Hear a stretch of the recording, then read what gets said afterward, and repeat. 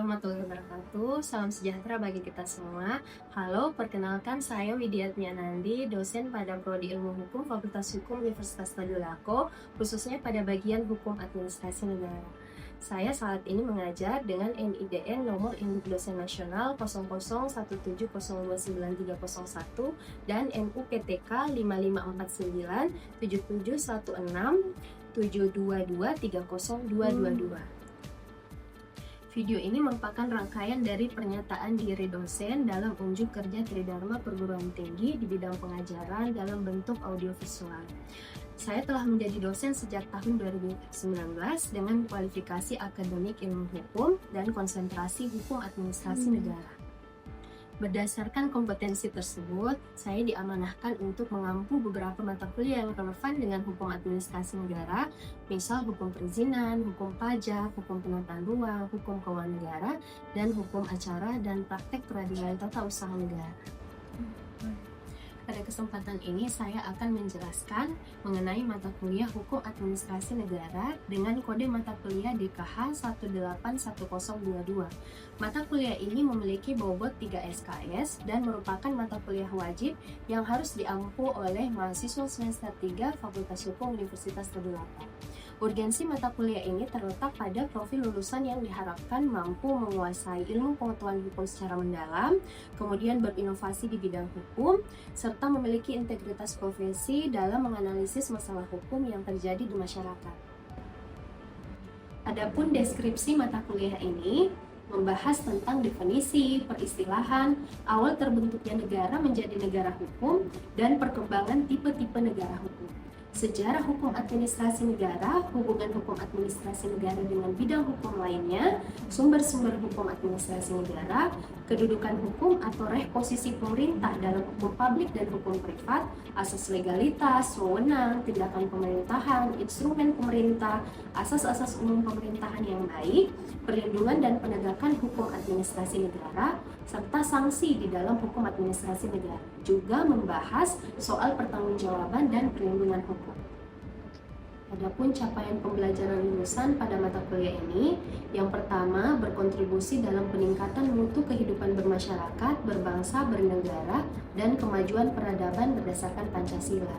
Yang kedua, berperan sebagai warga negara yang bangga dan cinta tanah air, memiliki nasionalisme serta rasa tanggung jawab pada negara dan bangsa.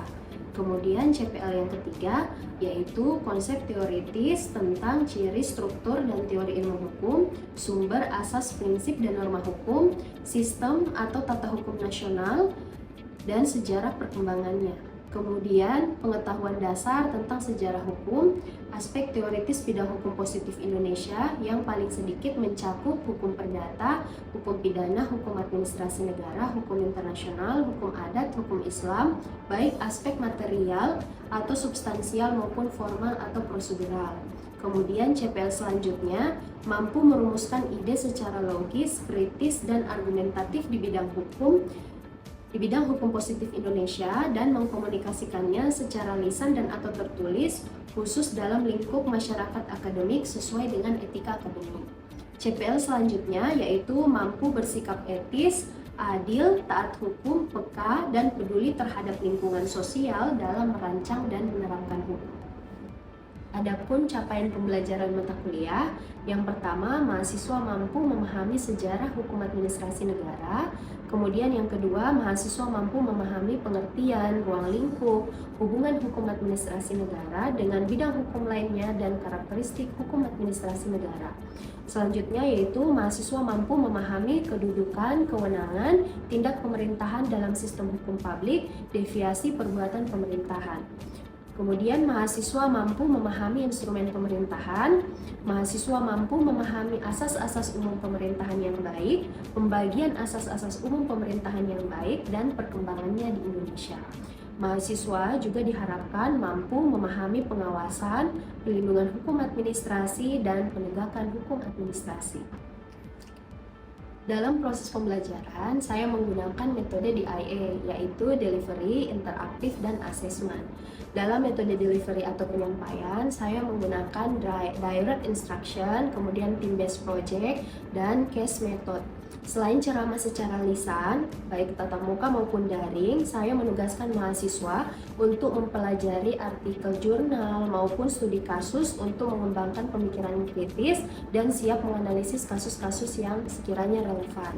Selanjutnya, interaksi dijalin melalui ruang diskusi dengan mahasiswa di ruang kelas untuk mendorong partisipasi aktif mahasiswa. Di luar kelas, saya menggunakan Google Classroom dan WhatsApp Group untuk berkomunikasi dan berdiskusi dengan mahasiswa, juga sebagai sarana pemberian tugas dan pengumpulan tugas. Selanjutnya, untuk asesmen atau penilaian dilakukan secara transparan melalui kontrak perkuliahan yang sudah disampaikan dan disepakati di awal semester.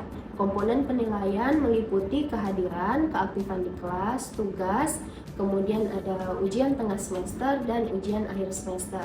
Apabila ditotal secara keseluruhan, komponen penilaian akan berbobot 100%. Sebagai gambaran nyata, berikut adalah cuplikan proses pembelajaran di kelas yang membahas mengenai instrumen pemerintahan yang meliputi peraturan perundang-undangan, keputusan tata usaha negara, peraturan kebijakan, rencana, dan instrumen hukum keperdataan.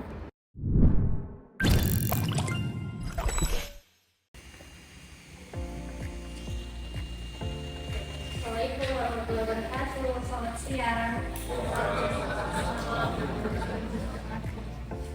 Ya, jadi menyambung pertemuan kita pada hari ini ya.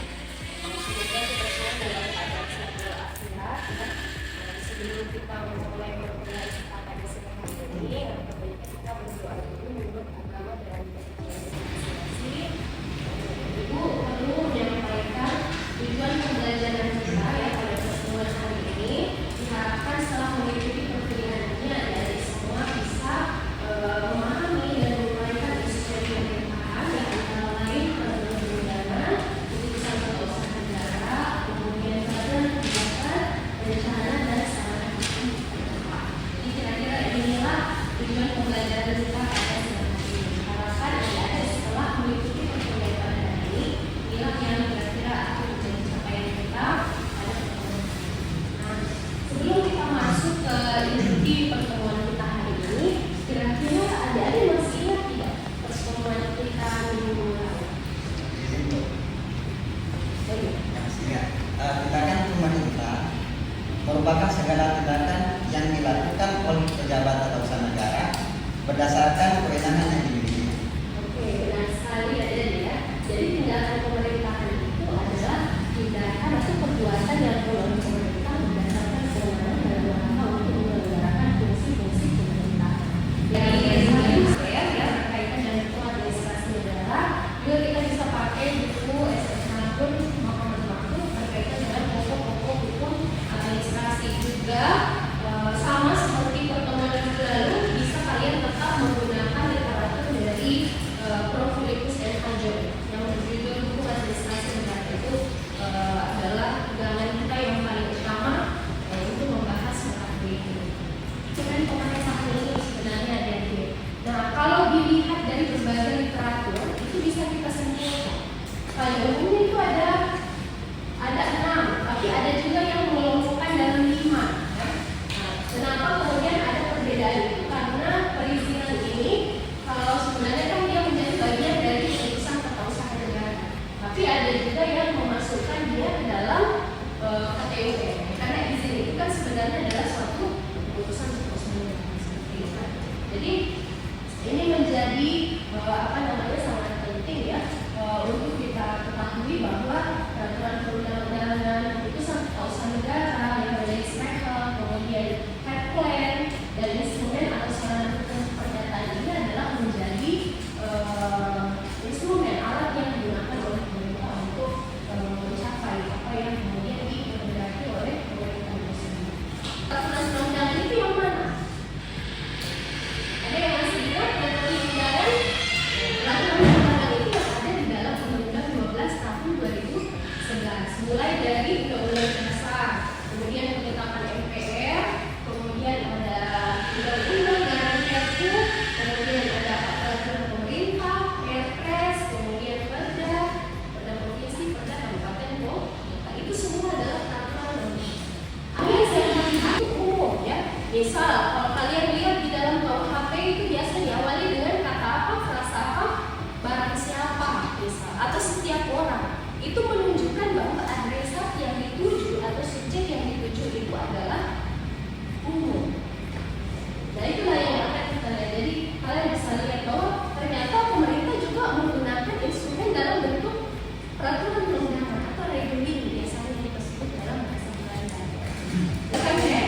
lawannya, sifatnya adalah konkret dan individual. Artinya yang diatur itu adalah sesuatu yang konkret. Misal yang diatur hanya soal izin mendirikan bangunan, ya, bukan izin mengemudi, ya. Tidak boleh kita gunakan izin mendirikan bangunan itu sebagai lisens buat mendirikan mengemudi misalnya. Tidak boleh, karena sudah konkret, jelas bahwa yang diatur itu adalah soal hal tertentu. Begitu juga sebaliknya, kalau izin usahanya usaha perdagangan, ya tidak boleh dipakai untuk usaha industri, karena izin usahanya adalah usaha industri, bukan usaha perdagangan. Begitupun sebaliknya, itu menunjukkan bahwa KTUN ini sifatnya konkret. Yang mana itu KTUN? Izin, SK, SIM, ada punya SIM kan? Nah, SIM itu adalah keputusan ketausahaan negara. Nah, selanjutnya ada sifat yang lain, dia individual. Individual itu tertentu. Adik-adik kalau pegang SIM, dia tidak SIM-nya itu bisa tidak, misal SIM-nya apa namanya, Reza? Hidayat. Terus ini apa lagi namanya deh? Amru. Hidayat dengan Amru. SIM-nya Hidayat dibawa sama Amru. Apakah kemudian itu menandakan bahwa Amru menjadi legal membawa kendaraan bermotor? Tidak. Itulah yang menunjukkan bahwa KTUN itu sifatnya individual adik-adik. Meskipun dipindahkan, itu tidak akan berubah statusnya, ya. Akibat hukumnya tidak akan berubah karena KTUN itu dia punya sifat individual tertentu. Subjek yang dimaksud dalam suatu keputusan itu sudah ditentukan oleh pembentuknya atau pembuat itu mau ditujukan sama siapa. Tidak boleh dipindah-pindah. Jadi kalau misalnya Eca yang dikasih SIM, ya kalau ibu pegang SIM-nya Eca bukan berarti ibu jadi legal untuk membawa kendaraan. Begitupun sebaliknya. Jadi inilah salah satu juga instrumen, dan instrumen dalam bentuk keputusan ketausahaan negara itu disebut sebagai instrumen penutup, ya, atau yang biasa dikenal dengan istilah legal norm standing. Jadi dia adalah norma penutup dari norma-norma yang lain. Jadi kalau misalnya norma yang abstrak itu, kalau dirangkai penutupnya itu adalah KTUN. Yang sifatnya lebih anu peraturan berjalan. Dia biasa disebut juga sweeping wet thing, ya, atau dia peraturan undang-undangan semu. Kenapa dibilang semu? Dia punya karakternya itu, tapi sifat normalnya tidak sama seperti peraturan undang-undangan. Makanya dia punya karakter yang cukup berbeda. Dan inilah yang kemudian beberapa waktu lalu itu cukup menjadi perdebatan.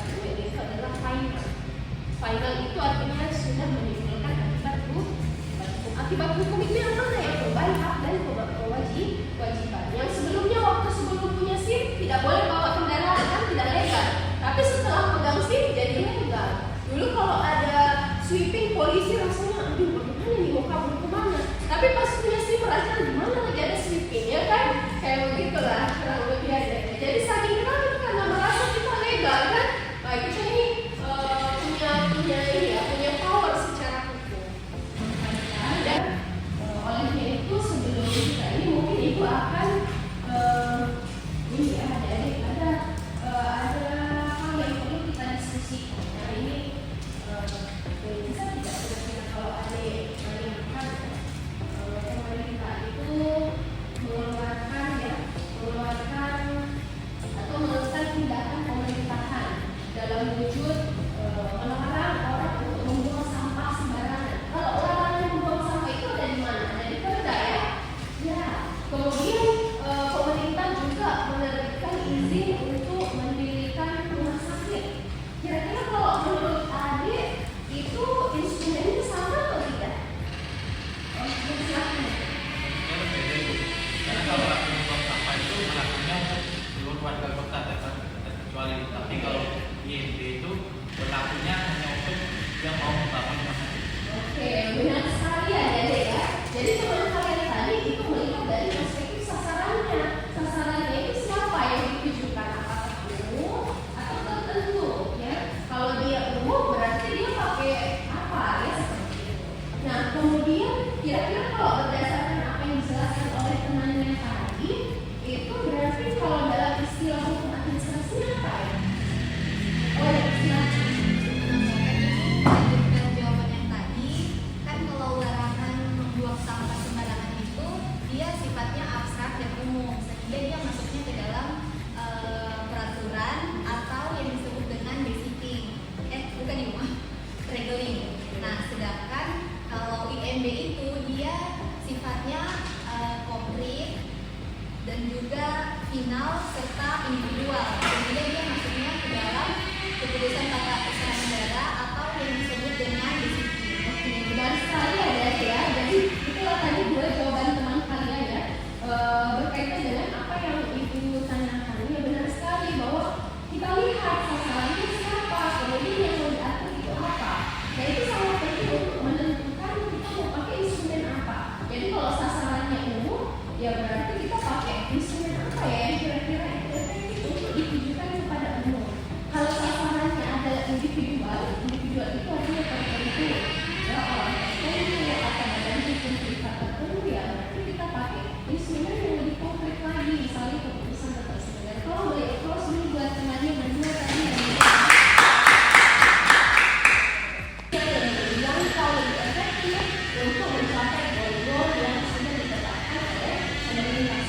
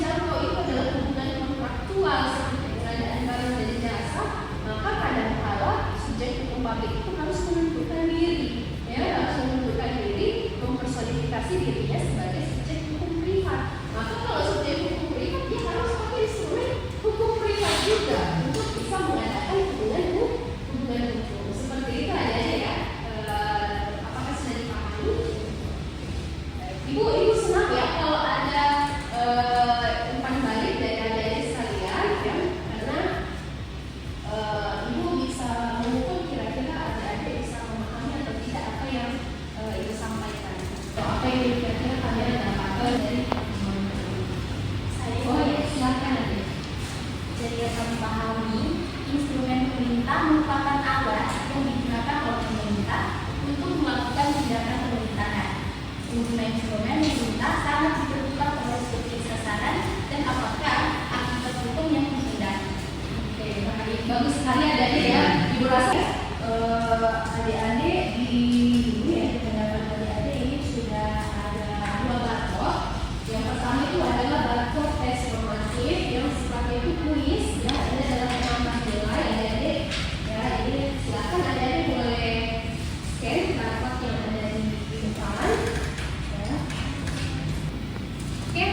Nah, selanjutnya ini adik-adik scan barcode untuk tugas hasil belajar. Jadi di sini sebelum kalian menyelesaikan tugas yang ini diberikan. Seperti itu adik-adik ya.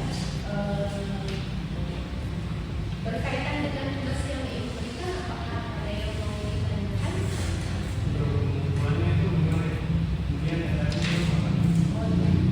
Jadi adik-adik kalau setelah scan barcode nanti akan diteruskan ya. Nanti kalian bisa membaca di situ ada petunjuk itu paling lambat dikumpulkan di depan. Jadi merasa kalian punya cukup waktu untuk melakukan penelusuran teratur. Juga kalian mampu menganalisis studi kasus yang ada di dalam soal ini. Dan kalian mampu melakukan analisis. Oke adik-adik, kalau misalnya sudah tidak ada yang mau ditanyakan lagi, nanti kalau misalnya sementara mengerjakan tugas terus tiba-tiba ada yang mau ditanyakan, silakan kalian bisa menghubungi ibu atau kita bisa berkomunikasi via WA dulu. Dan pengumpulan tugasnya ini juga dilakukan lewat Google Classroom.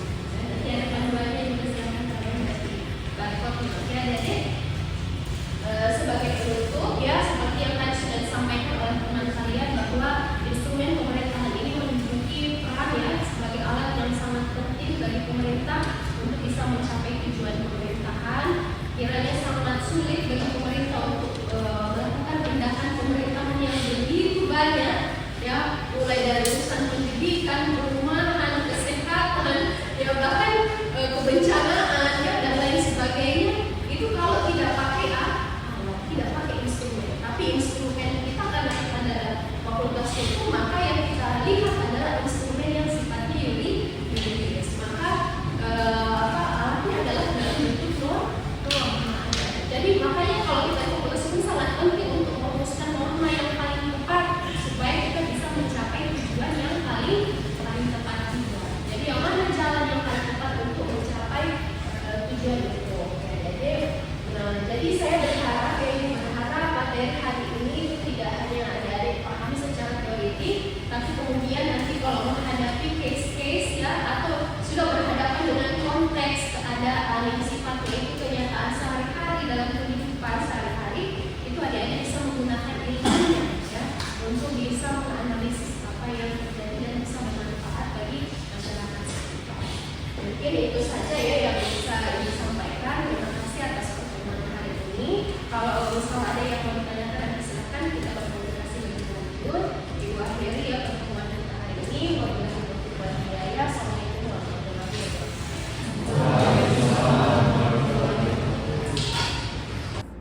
Demikianlah pernyataan diri dosen dalam unjuk kerja Tridharma Perguruan Tinggi di bidang pelajaran. Semoga video pembelajaran ini dapat memberikan manfaat yang luas, terutama bagi mahasiswa.